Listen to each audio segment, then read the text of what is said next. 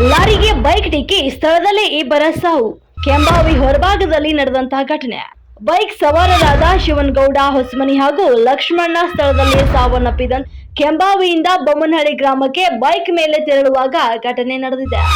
ಹತ್ತಿ ಸಾಗಿಸುತ್ತಿದ್ದ ಲಾರಿಗೆ ಹಿಂಬದಿಯಿಂದ ಬೈಕ್ ಡಿಕ್ಕಿ ಸ್ಥಳದಲ್ಲೇ ಇಬ್ಬರ ದುರ್ಮರಣ.